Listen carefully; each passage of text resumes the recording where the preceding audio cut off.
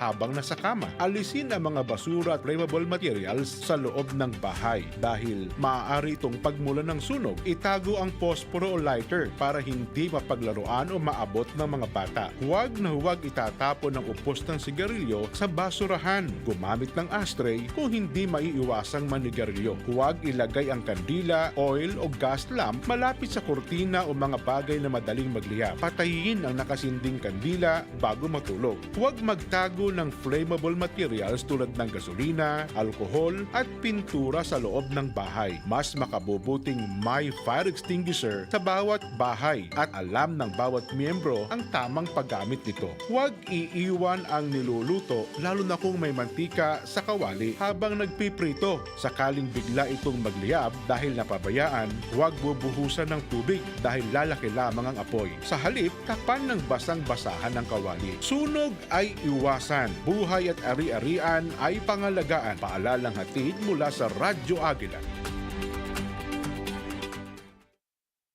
Usapang pagkain at kainan o mga usaping kumokonek dito na siguradong bubusog sa inyong pananghalian dahil sa pagbibigay ng hitik na impormasyon na may kasamang kasiyahan at inspirasyon. Kasama ang mami ng bayan, Bel Sorara. Sama pa ang buong Konekada. Kaya ano pang hinihintay nyo?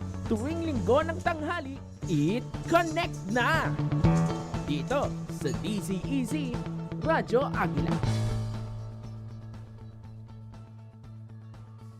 Ito ang dapat mong malaman. Ayon sa Global Adult Tobacco Survey, noong 2015, nasa 13.1 million adults, 33.9% ay kalalakihan at 3.6% mga kababaihan ang naninigarilyo sa Pilipinas. Araw-araw, nasa 4% lamang ang naging matagumpay na nakapag-quit habang nasa 76.7% naman ang nagplano o nag-isip na huminto sa paninigarilyo. Pero bakit nga ba tayo dapat umiwas sa paninigarilyo? Ayon sa World Health Organization o WHO, sigarilyo ang nangungunang sanhi ng kamatayan, disabilities at iba pang sakit.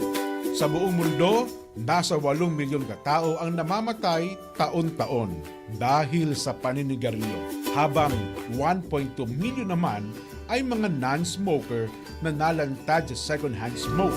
Sa pinakahuling report ng WHO, nasa 1.1 billion ang bilang ng mga naninigarilyo sa buong mundo at karamihan dito ay nasa low and middle income countries. Ito ang dapat mong malaman.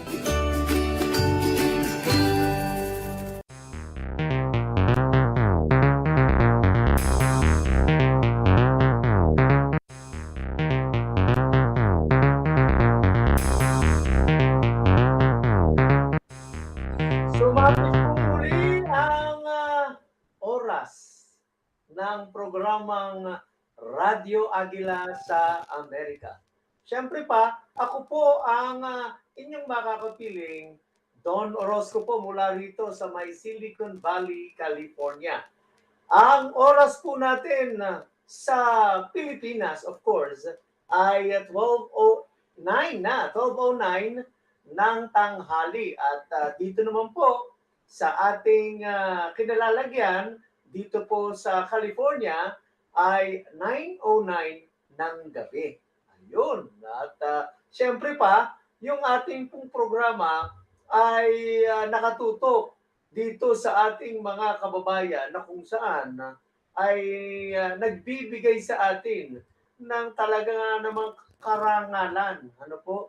Karangalan para po sa ating bansang Pilipinas.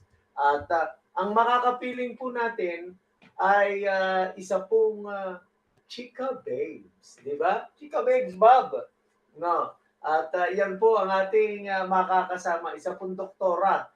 Maya-maya, pagka nakita na natin siyang nakapasok sa ating link, ay ipakikilala na po natin. Ano? At dito, alam po ninyo, sa Amerika, nananatili, naku, napakalamig po ng panahon. Talaga nga naman. Hindi ka po pwedeng lumabas ng bahay nang hindi ka balot na balot at layered nga kung tawagin eh, di ba? Natatandaan ko noon na Kuya Bab nung ako ay nandun pa, lalo na sa Chicago. Sa Chicago, alam po ninyo, doon madalas meron ding snow. At natatandaan ko na pagka po araw ng Thursday, trash day. Dadaan yung truck para nang sa ganon ay hakutin yung mga basura.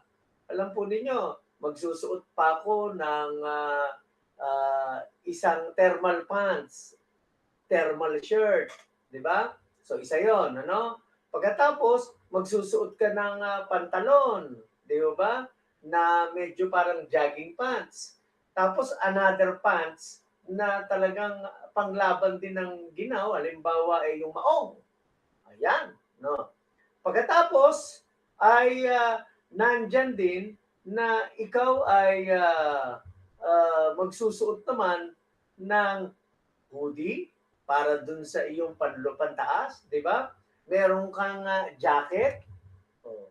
Pagkatapos, dapat, meron ka pa ring undershirt para doon. Kaya, normally, 3 hanggang 4. Yan po Ako, magtatapon ka lang ng basura sa labas. Di ba?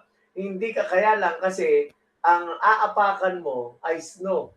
Di ba? Ang sistema po sa Chicago, yung pong basurahan, inilalabas na. Although, ito practice po yan dito sa Amerika. Nasa likod ng bahay yung mga basurahan. At pagkalang araw ng trash, saka mo lang siya inilalabas. Kaya ganun po ang istorya kapag ka ito ay panahon ng taglamig. Bagamat last week no ay opisyal na nag-umpisa yung spring. So makikita ninyo po sa mga news, di ba? Yung kalbo no? Yung kalbong dahon na nakikita natin sa kung saan-saang lugar, makikita nyo po ay nagkakaroon na ng mga dahon. Di ba? So, yan. Yan ang palatandaan na andyan na ang spring. Di ba? Kaya, pagka, yan po yung parang takbo At kumakapal yan, kung makatatandaan nyo, yung kanta ni James Taylor, di ba? Yung Winter, Spring, Summer. Di ba?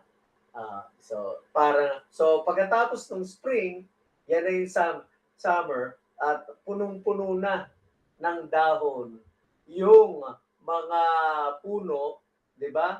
Dito po sa nakikita ninyo all over the US.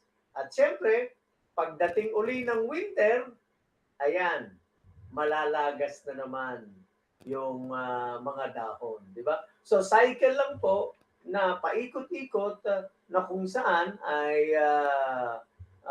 makikita po ninyo na tuloy-tuloy. Kaya pagdating naman ng yung pag-umpisa ng winter, yung pagtapon ng mga dahon ay nakikita nyo napakadumi ng kalye.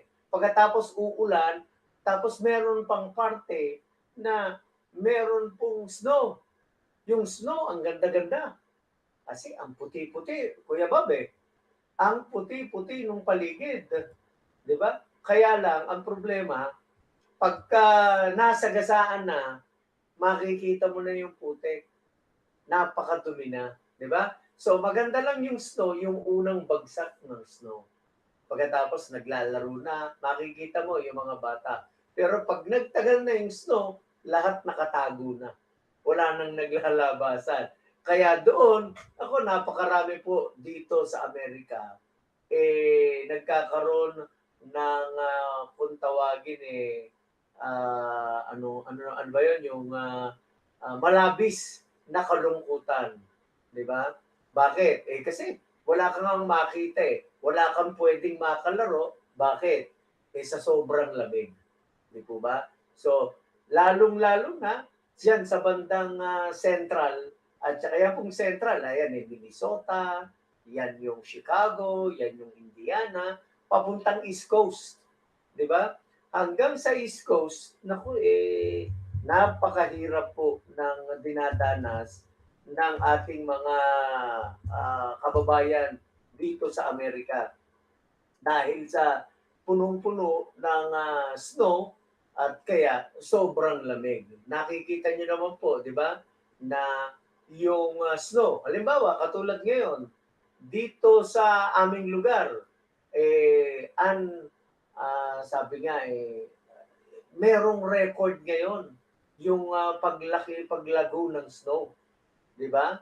Yung paglago ng snow parang kasi sa sobrang lalim, natatabunan po ang bahay ng snow. Kaya pagka nag-i-snow na, Kuya Bob, ang nangyayari, eto na, naglalabasan na yung mga dump truck. Kasi hahawiin niya Hahawiin niya yung mga snow sa kalsada. Pagkatapos nun, dumadaan yon sa likod nun, meron namang tumutulo na ano ba yun? Nagwiwisik ng asin. Para nang sa ganun, mas mabilis na matunaw yung mga snow. Di ba? Kaya makikita nyo, sunod-sunod po yan. Sunod-sunod. At ang nakakatawa dyan, at ang sabi, napakahirap, yung mag-drive. Di ba? Mag-drive. May mga lugar po dito meron pong mga lugar dito sa Amerika na yung kalsada, hindi ka pwedeng paraanin kung hindi mo lalagyan ng kadena yung iyong gulong. Di ba? Kaya yun po ang nagiging problema dun sa ibang mga may sasakyan. Di ba?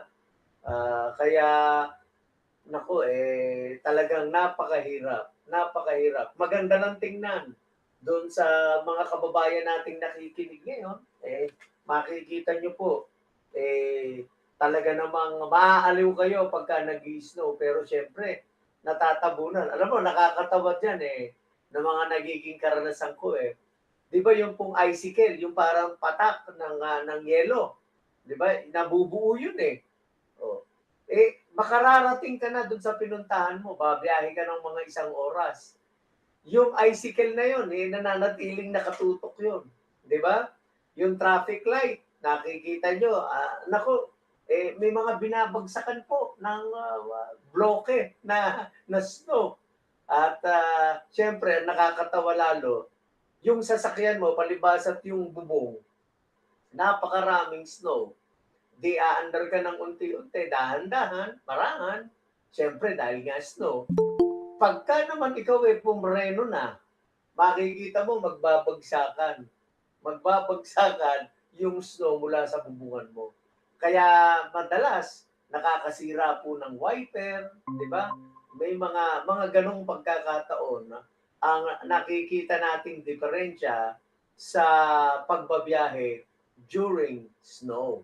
Yan ang mga nagiging karanasan namin dito whenever it is winter time at nag-snow. Again, welcome na natin ang ating spring. At iwe-welcome na natin, syempre pa, di ba? Iwe-welcome na rin natin yung ating pong bisita, ating panauhin sa araw na ito. Baka akala nyo kandidata ng Miss Universe. Di po ba? Dahil sabi niya napakagandang nilalang. Ano po?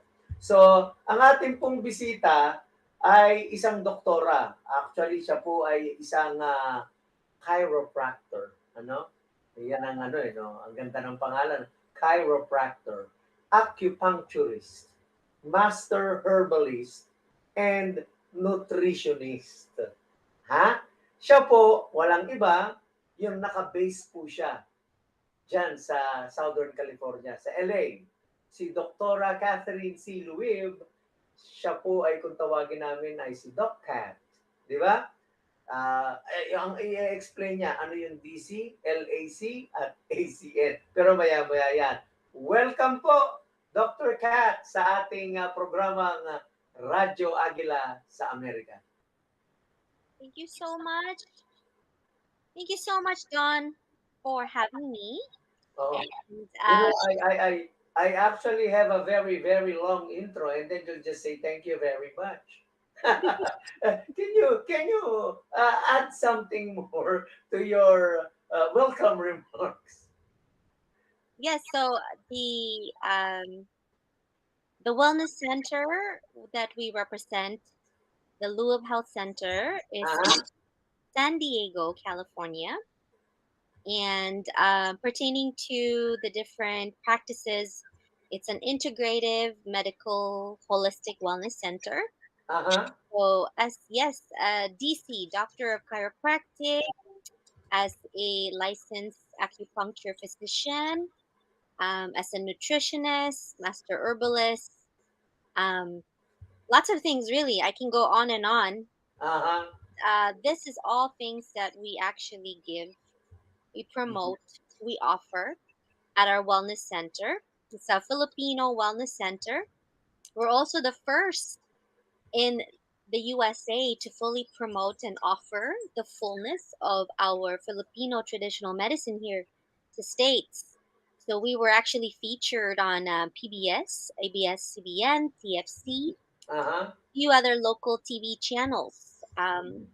The work we have been doing has been a joy as our communities, Filipino communities, has been really looking for this. A lot of the young Filipinos as well are looking Mm-hmm. for reconnecting back to heritage and culture Uh-huh. medicine. So, yeah, in a nutshell, that's actually all the things that we are promoting here in San Diego. But I definitely travel, I speak, and I visit many places. More opportunities to share. We love those things. We love to be, able to serve as the as educators. Yes. Mhm. Mhm. Oh, thank you, Catherine. More or less, we now have an idea. And let me correct myself because I was telling everyone that my guest is someone from LA. So a little farther than LA ka pala. You are in San Diego, di ba? So hindi ko yata nabasa yun. Anyway, just for everyone to know because alam mo, your name is parang very Chinese. So, we just wanted to, which is, alam mo naman, sa Philippines, talagang napakaraming Chinese, di ba? Filipino-Chinese. So, before anything else, let's dwell into yung immigration story. We just wanted you to share, of course, paano, ano ang storya nyo ano ang inyong immigration story, bakit kayo, paano kayo, yung pamilya nyo, nakarating sa Amerika? Well, this really was a labor of love and sacrifice, as most Filipinos who immigrate to other countries outside, right? My father wanted to go to engineering, but because of the needs of the family and better opportunities to come to the US, my father went into nursing and was one of the first males to graduate with a batch of course, female nurses, right? At the Aha, time, it wasn't very common for male nurses, and that opportunity gave him a chance to come abroad. He spent about a year and a half, and was able to then bring the entire family. So my mother and mhm, my all of us siblings, we were able to immigrate to New York, aha, Brooklyn, New York, and over there we spent at least a good 8 9 years. Yeah, 8 years actually, just being a part of this new way of life. And after that, uh, parents really wanted us to experience as well more opportunities in California. So from East Coast to West Coast, we then made the move as a family. And ever since then, we've been here in Southern California. okay, yeah. So, you've never actually moved. When you came here in the US, California agad. Yeah, so as far as Brooklyn, New York, about 8 years there, then here. yeah, has been California ever since, Southern Ah, California. okay. Uh-huh. So, where in particular are you from in the Philippines? So, taga Cebu ako, born and raised, and in the area of Labangon, Pisa. And growing up, I really fought hard to maintain the language. So I was able to, like a parrot, mimic constantly Uh-huh. my parents as they're conversing, right, in Bisaya. So I think, in comparison to my siblings, I'm the only one that actually can hold conversation in Bisaya as well as in Tagalog. Uh-huh. So, are you still fluent in Bisaya? Do you still Uh, speak the language? if I actually go to Cebu and get immersed, yes, it all comes back, right? Because we're facilitating the different parts of our brain and memory and language. Uh-huh. For now, yeah, I can converse and I can understand as well. And then, where in Cebu? Where in Cebu? Alam mo naman ng Cebu, pagka when you say Cebu, it's lechon, di ba? Yeah, The yeah, best lechon. And of course, right. yung dried mangoes. Mm-mm. Yeah, we are known for our, best mangoes and our Queen City of the South brings in a lot of food tourism. So I actually, yes, hail from the area of Labangon. This is Okay? the Pisa area, as I remember. And I remember fond memories of attending even the Christian Chinese public school. So yes, my mother's side is Chinese, so that's where the C, yung apelido SYC. Uh-huh. Of course, it always impressed on me as far as my relation, or if there is a relation with Mr. Henry C. and Okay. the C family. But I think my mother and father were saying that we're probably more closer to the Gaisanos in Cebu. Um, Okay. so So you're related also to the Gaisanos, huh? I think we were talking about that a few years ago, that that might actually be a long lost relatives. Mm-hmm. I was able to meet with actually Teresita, the eldest daughter of Mr. Henry C., the late Henry Uh-huh. C. And we were able to chat for a little bit in the PCCI. Uh-huh. Had participated there. It was really a huge moment for me to finally meet her. Oh, wow.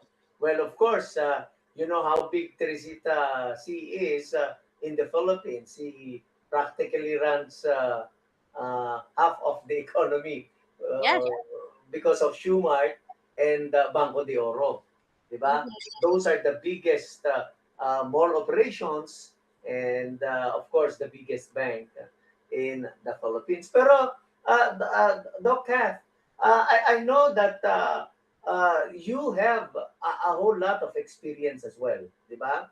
Part of your experience is actually working in a cruise ship. Is that correct? Oh, tama. Uh, Oh, for 2 years roughly, I was uh-huh, able to cruise around about 25 different places I would have never had at age of 25. So as soon as I graduated as a chiropractor, as an acupuncturist, as soon as I got licensed for both professions, uh-huh, immediately applied for this ludicrous position that only allowed for one doctor to be able to promote for this onboard acupuncture program. So this program was really a 3-day intensive job interview in LA. And uh-huh, um, with the conviction that I had, with the skill set that I had in communication, with the confidence that I had, I actually was able to win the heart of the hiring managers upon day one. But I had to keep it a secret because it was, towards day three that they'd announced their uh-huh, decision. So yeah, I was able to have this wonderful opportunity to cruise around the different places of Alaska, Hawaii, British Columbia. We even went to the um, the Caribbean, Eastern, Western, Uh-huh. and then Puerto Rico. So this was Have all. you Yeah. experienced any seasickness? Alam mo naman, whenever you are in a barko, 'di ba? Whatever barko it is, 'di ba? Uh, the Sometimes there is this feeling of discomfort, yung seasickness. Have you ever experienced that? I will admit that I had a few moments of those, but because as an acupuncturist, I know exactly where the pressure points are, as Ah, if what herb to use.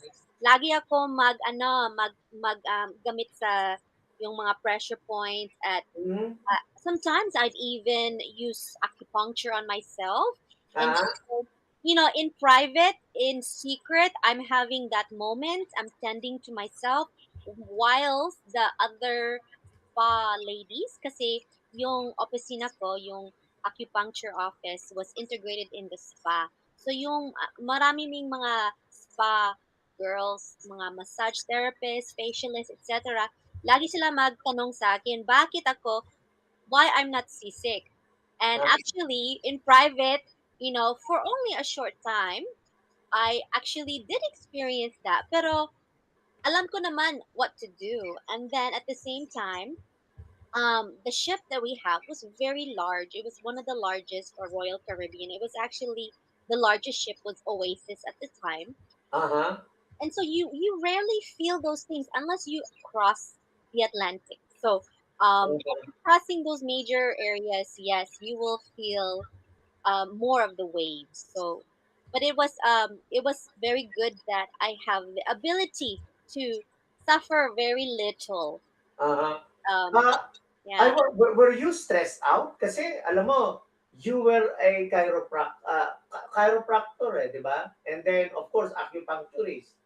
Eh, uh, but you just graduated, and then yet, you went into working in a cruise ship.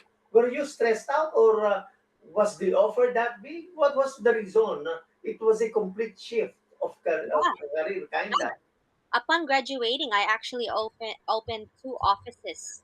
One was in Beaumont, one was in Moreno Valley. And then when I got the position, I had to put it on hold, of course. And so, to answer your question, it was very difficult, but you make of it what you make of it. So, it was actually a great time of my life.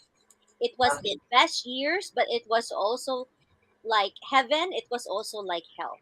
The reason why, kasi, ug magtrabaho ka sa cruise ship, it's really, really revenue based.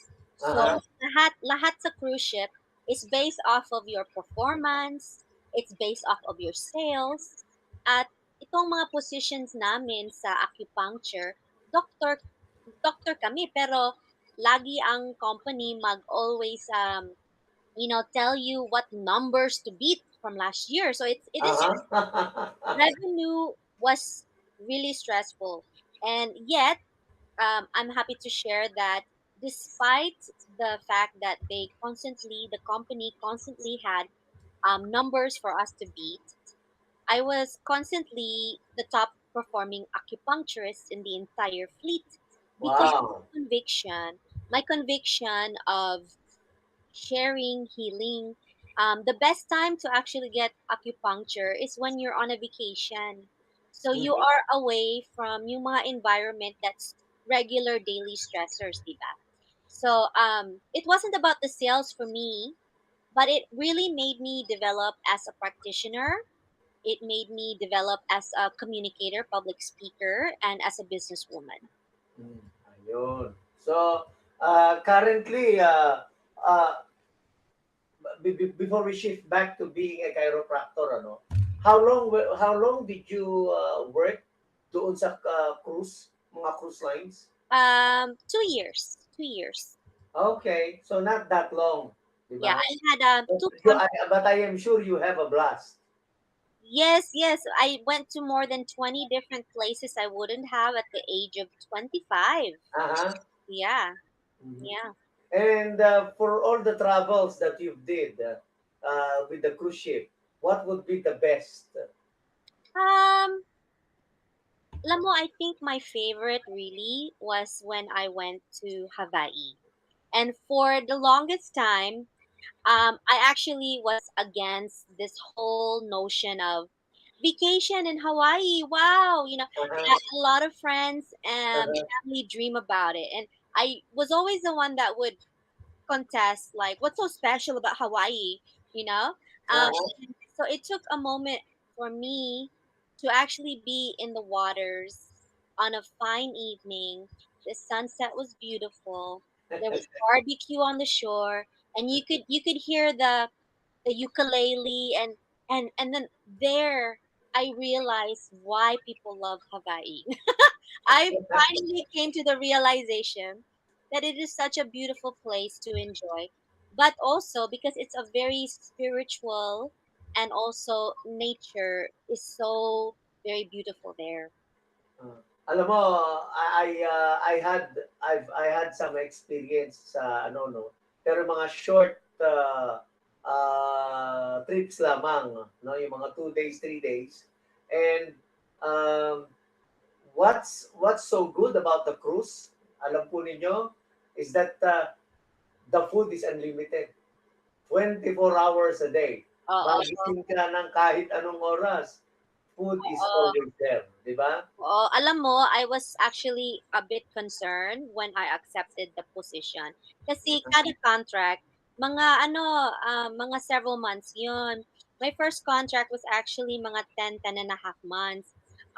Para sa akin, nagulat ako kasi pasin kada week I am gaining weight, right? Because it's buffet. Aha. It's not just buffet for the guests, it's Mhm. also buffet as well for the employees. Kami, we eat in the areas of the what we call for the employee areas. Um, pero my position actually, I was actually considered high ranking for Aha. for my position. I was able to go to the areas where guests go. Aha. How are you paid there? How are you paid? Like, may mga tips rin ba na nagbibigay? Yeah, so for the spa, yung company that hired us, the name was Steiner. They are outside, they are providing services for cruise ships. And they are competing, I believe at the time, with three others major ones. And Steiner was one of the big ones globally for placing spa, right, concessions in the cruise ships. The payment plan was very much revenue based, so commission. Hindi Okay. hindi by hour, by commission talaga. So it is Okay. very stressful. Kung hindi ka marunong mag public speak, hindi ka Aha. marunong mag-invite, hindi ka marunong mag-treat or mag-upgrade o mag-sell sa mga products namin. Oo. Ayun, 'di ba? Kaya in other words, lalabas din talaga yung iyong abilidad sa selling, 'di ba? Yes, yes. And what I mentioned is a lot of practitioners go in this field to be able to help people, right? Mhm. We actually, it's an understatement. We really didn't expect too much of being immersed in an ocean where you have to fend for yourself. So Aha. it really does graduate, especially for new practitioners, the profession. It graduates them to become better, stronger, faster, and more Aha. confident. Oo. Aha. Ay, wow. Ay, nako. Alam nyo, hindi mauubusan ng istorya ito si Doc Cat because of her, sabi nga, napakalawak na experience. Ano? Napakabata pa niya, but she has a really long list of accomplishments already. And she is also involved in a lot of Filipino-American community groups. Ano? As a matter of fact, siya po ay isang awardee. And we will all talk about that sa pagbabalik po ng ating programang Radyo Agila sa Amerika. Sandali po lamang.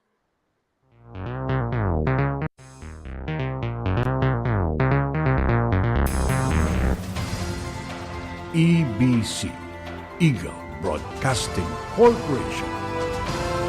Ito ang Radyo Agila.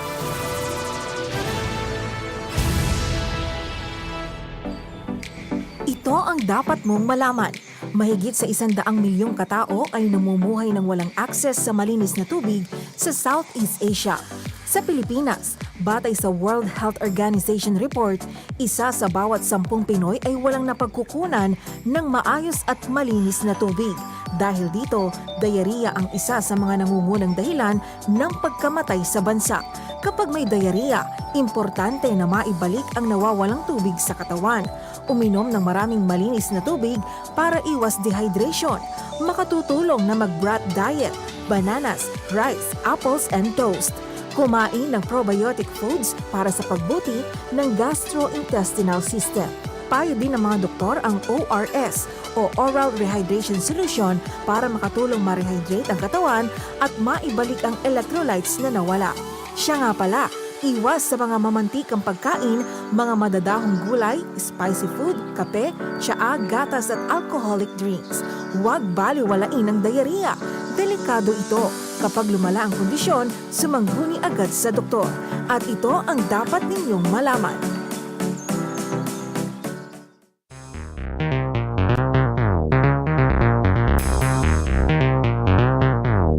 Ayan ako. Ang oras po natin ay 12:41 ng tanghali sa Pilipinas. Siyempre dito, it is 9:41 p.m. At bago natin ituloy, ano po ang ating pakikipanayam? Sabihin ko lang, babatiin ko muna itong ating mga nagko-comment sa Facebook.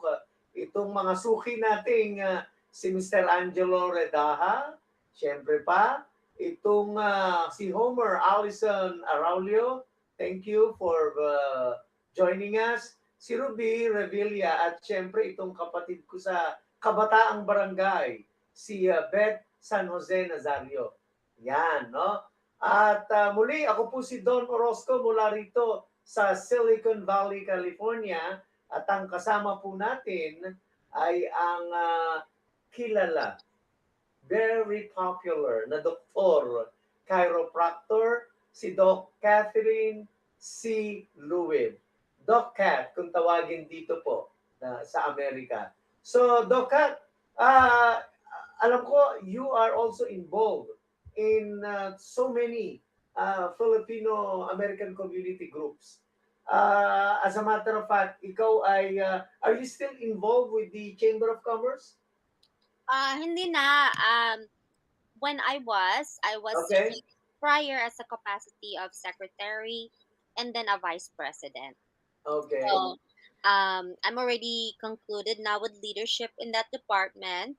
And as of right now, just really focusing on the growth of the Luab Health Center House of Hilot. Actually, Okay. there's so much work involved. Say that again, House of Hilot?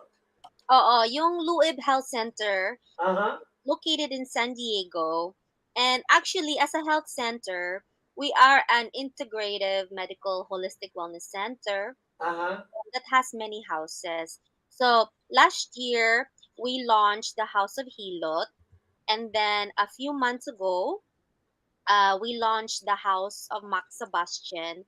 So that is pertaining to the traditional Chinese medicine. And Uh-huh. then in a few more months, we'll be launching the other houses to complete for the year of 2023. We'll be launching the House of Herbs, the House of Baybayin, and the Uh-huh. House of Myths and Legends.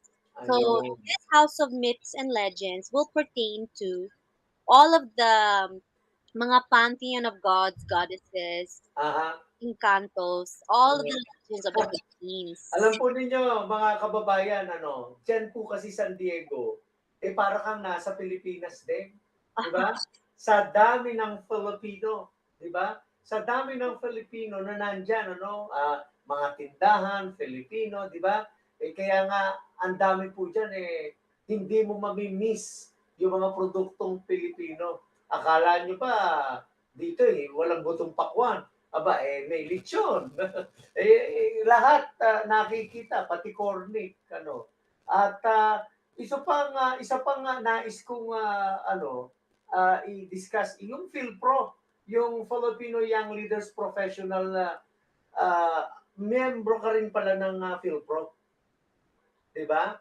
Mhm. Actually, yes, I was selected by the Philippine Embassy and the Consulate Generals, especially having the recommendation of a few of our very distinguished honoraries here sa San Diego, like our honorary consulate general, si Mr. Audie De Castro.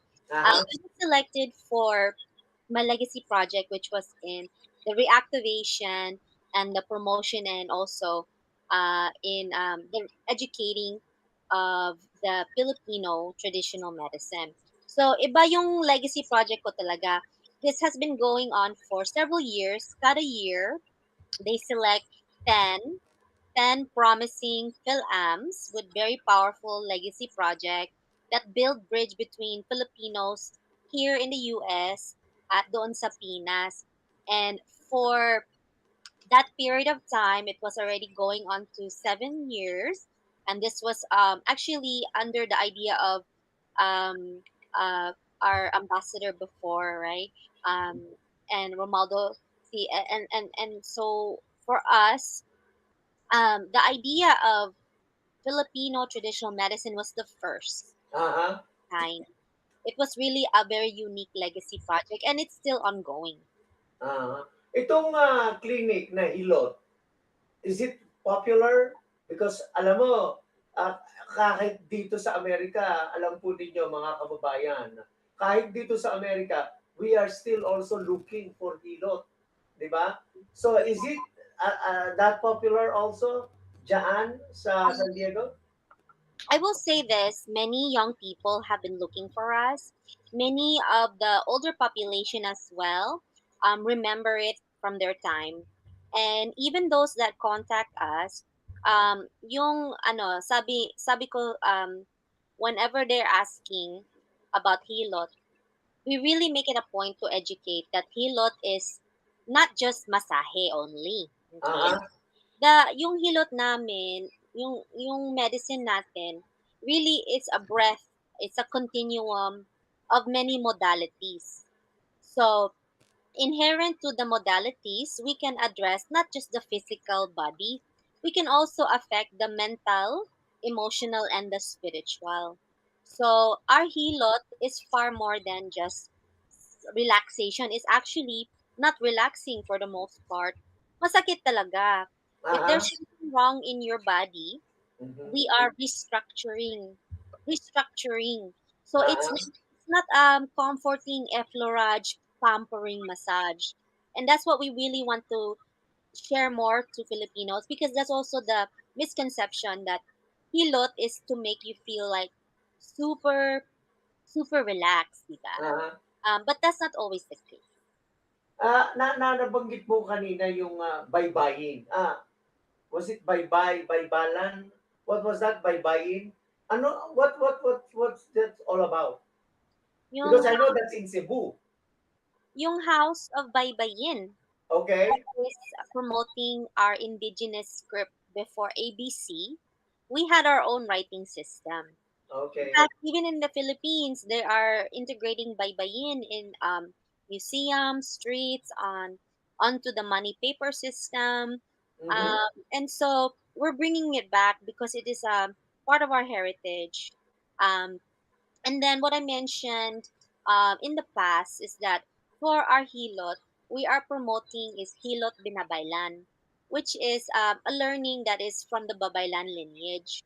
Yung mga Okay. babaylan are the ancient priestesses of what we understand from ancient Philippines. Okay. So, yung mga babaylans, they are the educators, they are the warriors, they Mhm. are the leaders, they are the mystics, they're the healers. Mhm. So they were all to the people. And Mhm. that is why, when we understand a bit more of the history, when you are wanting to dominate and colonize a country, you go after the leaders. So, there's this understanding that the Babaylans were oppressed as well. And when you are then talking about how to put new systems in place, you integrate the mindset of the Uh-huh. people. Do you think hilot and being a chiropractor, do you think it complements each other? Yes, absolutely. Oo, I agree. Kasi if you think of it, yung hilot, actually, for the indigenous, the bone setting is all part. And Uh-huh. yung hilot natin, it actually included the adjustment of the bones and the joints. So Mhm. consider that the chiropractor today is actually a modern manghihilot. Uh-huh. Okay. So they're the mod. Kaya pala, a lot of chiropractors use already machines, 'di ba? Yung kung ano-ano. Dati pagka EKG ka lang, dinidikitan ng mga kung ano-ano eh, no? Uh, do you also subscribe to that? Do you use any machine for your practice? Yes, we are an integrated medical wellness center. So for chiropractic, we have many modalities. Pero our number one is the use of itong kamay natin. Yeah. So Uh-huh. you have to use the hands. There are many different philosophies of chiropractic and many Uh-huh. different styles of Mhm. chiropractic where they only use the use of tools without hands, right? But for us, we're really hands on. Pero alam mo, one of do you also handle yung a lot of cases that I see, yung mga may frozen fingers, di ba? Uh, is that something a chiropractor can help? Especially if they address nutrition, yes. So Okay. trigger fingers, this is all a dance between what's happening internally. So there might be scarring. There might also be an issue of the dance between calcium and magnesium. So oftentimes there is nutritional deficiencies. When we can address that and we also integrate, example, mga lasers, Uh-huh. it really helps to open up the joints. So whether problems with the hands or the elbows or the shoulder, we can help all of it. Ayun. Pero alam mo what's fascinating is that uh, sometimes there is a frozen finger, di ba? Sometimes wala. Sometimes eto na naman, 'di ba? Is that because of the nutrition that you take? Yeah, nutrition plays a big role. And when we speak about the Chinese medicine, it Uh-huh. gives us even more understanding of different patterns. Kasi, example, if you have, you can treat with Chinese medicine and herbs differently for one case. Example, case is cold. You can have seven people all coming into the office with a cold, but each of them have different patterns of Uh-huh. etiology of their cold. Mhm. So one can be getting cold from cold attack. One can be getting from wind attack. One can be from heat attack. One can be, diba? So all of these reasons is pattern based. So in the Chinese medicine, this has so much respect because there's even further understanding of Mhm. etiology. So we Mhm. actually integrate that as well. Uh-huh. And you're talking about sometimes yung mga Chinese belief and Chinese medication. Do you also subscribe to that? Kasi dito sa atin, 'di ba, here in the US, there's really parang what's this? A pharmacy na Chinese. And pag pumasok ka talagang yung odor ay kakaiba. So So do you also use them? siyempre naman, kasi ako acupuncturista din ako. And Uh-huh. actually, if we integrate as well into the ancient forms, in my understanding too, sa Pinas, long time ago, Uh-huh. we consider yung mga mediko is actually our modern day acupuncturista. So like, this is actually a culmination of shared understandings of how to heal the body.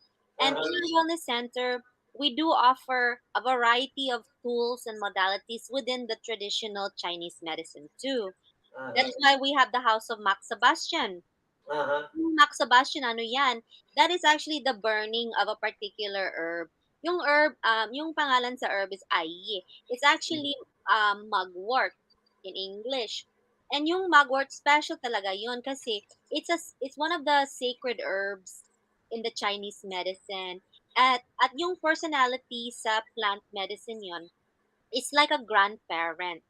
And this is very powerful for those that are, mga pasyente that is fatigue or elderly, or they have stomach digestive problems, or they have also aches and pains, circulatory issues, Ah, lots of things. But that's only one herb out of hundreds within the Chinese herbs, the pharmacopoeia. ayun, 'di ba? Pero one other thing, ang usong-usong nakikita natin sa social media, and I know you know this, 'di ba? Ay merong mga nagpa-practice yung talagang pinapuputok yung buto, 'di ba? Binabatak, etc. Is that safe? Is that really a practice that you guys do? You're talking about acupuncture Ah, and acupuncture for kids? yes, Yes, it's safe. When you are a licensed physician in the medicine, mhm, the hope is that you graduated with full understanding before you get your license, diba? So, uh it's definitely Pero safe. here's the thing, uh, uh, mm, there's that one, and then there's this mga massage parlor, 'di ba? Ang dami dito yung $30 an hour, $40 an hour. Talaga namang and most of them are Chinese, no? Mm-hmm. Nagma-massage, hindi ba delikado 'yun? I can't speak for how they might practice, but I know the way we practice it is safe, and we consider the size, the age, Uh-huh. and also the constitution of the patient. So, if the patient is a child, of course, when we do acupuncture or certain herbs, we have to understand contradictions Uh-huh. or the things that what we are considered like contraindications. For us, for acupuncture, we have pediatric patients naman, and we don't actually let the needle stay. It's more like an insertion and a quick you remove the needle kasi yung mga bata, they're very quick to heal. It's Uh-huh. different from yung mga adults that you have to let the needle stay to stimulate the acupuncture meridian. Mhm. And even when it comes to herbs, dosage as well, you have to give appropriate dosage. So, lahat naman sa Chinese medicine, it's okay for children. Mhm. Okay. Well, alam mo, sabi mo, nung nag-uusap pa lang tayo, Dr. Kat, sabi mo, ang haba naman ng interview, 1 hour, di ba? Pero kita mo, we're almost done with our interview, pero parang ang konti, parang bitin na bitin pa itong ating kwentuhan na alam po ninyo, mga kababayan, itong si Dr. Kat, ay sabi ko nga earlier when I was presenting to you sino yung magiging guest. Siya po ay one of the global awardee for the Filipino Women's Network, and probably you can share that to us because I know every year itong Global Filipino Network actually chooses at least mga 150 to 100 mga talagang enterprising at mga kilalang women, ano? What year were you recognized? Oh, this was probably about 5 years ago. Okay. Around 5 years or 4 years ago, I was actually awarded, yes, most influential Filipina award in London. Wow. Yes, and over there, I was given the recognition for emerging leader. So, Mhm. in my category, I was given that award because also of my philanthropy, working with Philippine philanthropy, my medical missions annually, Aha. as well as also my legacy project with Mhm. promoting our indigenous Filipino wisdom and our Filipino traditional medicine, which we call hilot. Ayun. And alam mo naman, nagkaroon tayo ng COVID. Actually, we still do have COVID.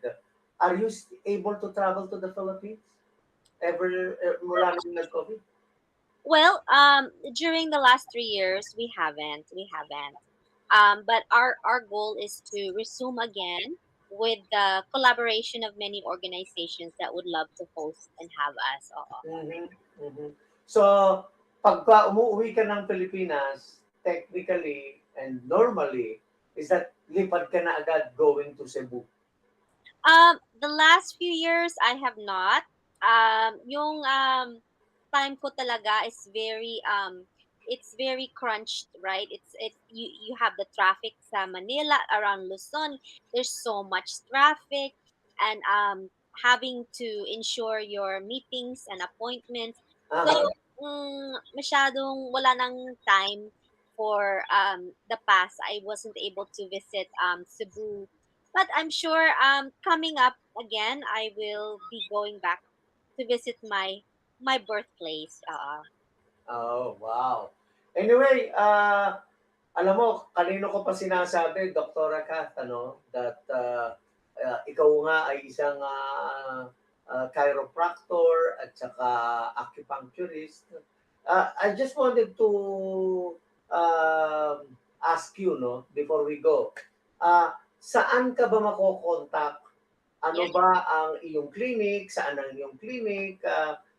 Para kung sakaling may mga magkukonsulta sa ating mga listeners and Yes. followers. So you can definitely reach out to us on our social media, Luwib Health Center, on Facebook, Instagram, and our website, which is luwibhealthcenter.com. And we are here in San Diego, located centrally, malapit lang sa airport. We actually have patients from all over the states who Mhm. fly. They really plan for their trip with San Mhm. Diego and our care at the House of Hilot. In fact, we have a lot of people requesting virtual workshops because we also teach. We are Okay. educators, so a lot of people contacting us for that. Yes, Ayun, 'di ba? So again, Dr. Kath, what's the website to get in touch with you? yes, luibhealthcenter.com. You can, ruwibhealthcenter.com. yung apelido ko, Luib, and Uh-huh. from there, you can see our different variety of blogs and Uh-huh. books that we promote, as Uh-huh. well as check us out on PBS. We were part of a documentary, Out of the Boondocks, episode 5, where Uh-huh. we showcase Hilot and why our medicine is very, very unique and very powerful. We definitely believe we have a part in this time of shifts. This is the golden age, Mhm. a spiritual time. Many of us collectively are waking up to our potential. Mhm. Many of us are leaving corporate. Many of us are starting to feel like, oh, there's something I can do to help others with their health, with their spirituality. Uh-huh. So this is a really good time. This is the time of the awakening, what we say awakening. And Filipinos and our medicine, we have a Uh-huh. place in this. Yes, yes, I agree. Well, anyway, before I let you go, Dr. Rakat, ano ba ang upcoming activities mo, of course, dyan sa San Diego, or probably any plans of traveling to the Philippines? Yeah. Yeah, maraming activities namin. Sa April, month of April, we're going to have our tea time. We integrate with ube. So for those that enjoy ube, we have that. Secondly, we are doing retreats. So those that want healing retreats with Hilot and Mhm. learning retreats, wanting to learn about Hilot, how they can activate from what their grandparents, a lot of these people say their grandparents were manghihilot also and they want to learn. We are Mhm. teaching. And then in the month of April, we're also doing my birthday party. So Wow! Invited ba ako? of course, Don, if you can come down, you're invited.